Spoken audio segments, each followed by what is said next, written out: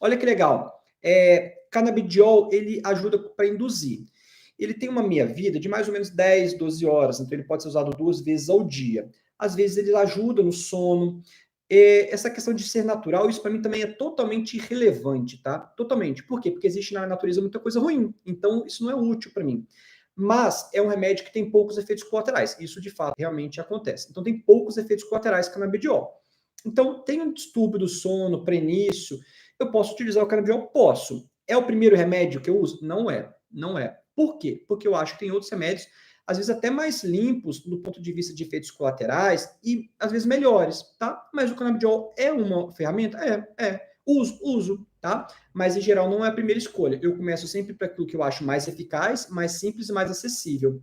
E quando eu considero todas essas, o canabidiol ele não é ainda muito acessível, ele é custoso. Então, isso me leva a entender que eu não usar ele de uma forma primária, quando o paciente tem uma queixa inicial, tá? Então, isso tudo é avaliado quando a gente passa, e claro que a gente não consegue, às vezes, explicar tudo isso, por isso que eu tiro um tempo para conversar com todo mundo, tá bom? Então ele ajuda a induzir.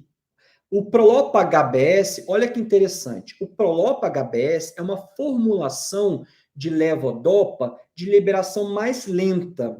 Gustavo, mas se essa liberação mais lenta, por que eu não uso de dia lá? Sabe por quê? Ele tem uma liberação errática. Então ele não fica bonitinho o tempo todo assim. Ele faz vai e volta, vai e volta. Então é por este motivo que a gente não usa muito de dia. Aconteceria assim, do paciente, ele está assim, tá usando remédio a cada 8 horas, por exemplo. Aí ele sente bem, sente mal, sente bem, sente mal. Muito mais variação. O próprio BD, DR, o standard, que é 200 por 50, é mais fácil da gente entender como que ele age.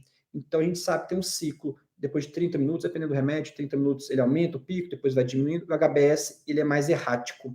A gente usa para noite, para manter o nível de dopamina mínimo para que à noite a pessoa não falte a dopamina. Ao faltar a dopamina, Isabela, olha que interessante, à noite vai sentir o quê? Dor. Falei agora aqui na doença de Parkinson, existe um tipo de dor que responde à questão dopaminérgica, a falta de dopamina leva a dor. E aí a pessoa pode ter dor à noite, acordar travado ou não conseguir se movimentar à noite. Aí tem que usar dopamina, Prolopa HBS. Às vezes a gente usa 1, 2, 3 comprimidos à noite, bem na hora de dormir. Esse é o ideal, tá bom?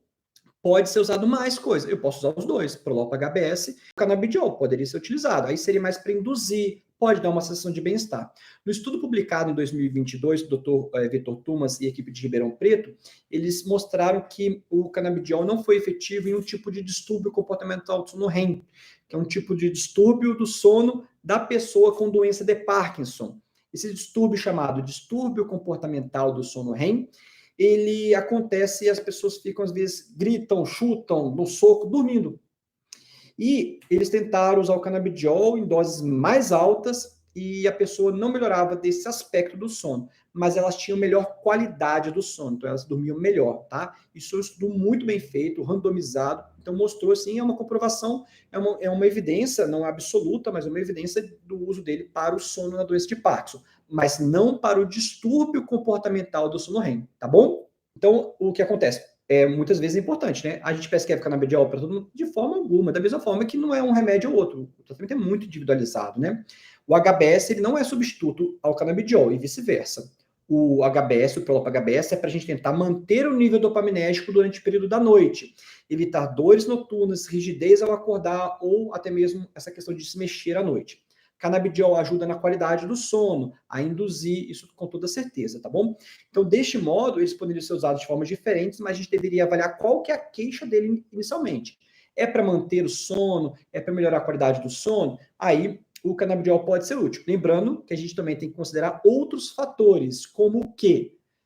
Higiene do sono, que são aqueles aspectos, aqueles atos, atividades que a pessoa faz antes do horário de dormir, né? Então, o uso de telas pior, como se alimenta, substâncias estimulantes, tá? Então, tudo isso é importante que seja dito, tá bom? Então, a gente tem que avaliar os fatores comportamentais, mas quando a gente for avaliar a questão medicamentosa, poderia ser utilizado, né? A gente não falou aqui, mas a melatonina também é um remédio indutor fraco. Então, mas é útil. E principalmente no idoso, que pode ter uma deficiência melatoninérgica, a gente pode usar a melatonina e pode ser muito útil, tá bom? Então a gente tem que sempre ponderar. Cada caso é muito específico. Não avalie a experiência do outro para que você tenha experiência também. Então, não é necessário que alguém use um remédio e eu vou ter que usar. Não, pelo contrário, é muito individual. Na dúvida, essa troca, entender é importantíssimo. Não existe fórmula secreta. Se um remédio fosse claramente melhor do que outro, o outro deixaria de existir. Olha o meu raciocínio. Se o remédio fosse claramente melhor do que o outro deixaria de existir. A gente só usaria aquele, tá bom? Absolutamente verídica. A cada pessoa, o Prolopa reage de maneira diferente. Sim. Agora, quando há uma deficiência dopaminérgica, você tem doença de Parkinson, o Prolopa ou algum medicamento semelhante, espera-se que faça bem, porque falta dopamina. Mas nem sempre. Vocês sabiam que o Prolopa e alguns medicamentos dopaminérgicos, eles podem causar muitos efeitos colaterais. E hoje se sabe que existem algumas pessoas que são mais suscetíveis, que têm uma mutação genética, e elas têm grande suscetibilidade a efeitos adversos com o Prolopa.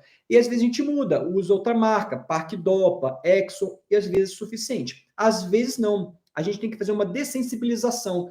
A gente tem que pegar e usar doses bem baixinhas, porque o Prolopa ele meio que ajuda, mas dá tanto mal-estar e a pessoa às vezes quer largar. Isso geralmente é mais no início, a gente consegue identificar logo no início e ao longo do tempo a gente consegue ponderar e equilibrar tudo isso, tá bom?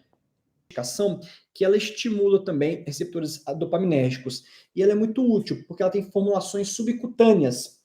Essa formulação subcutânea, ela faz com que a gente mantenha um nível assim, de ação dopaminérgica bem contínuo, evitando esses altos e baixos. Então, para estágios moderados a graves, muito útil, tá? Então, isso é legal, porque é uma pergunta muito boa, e a previsão é que ela nunca venha para o Brasil, tá? Porque foi tentado, foi avaliado, e devido a custos, eles não entraram e não deve entrar mesmo a apomorfina para o tratamento de doença de Parkinson no Brasil, tá? Não deve vir para o Brasil, tá? Essa é o que eu tenho visto, o que eu tenho avaliado, tá bom?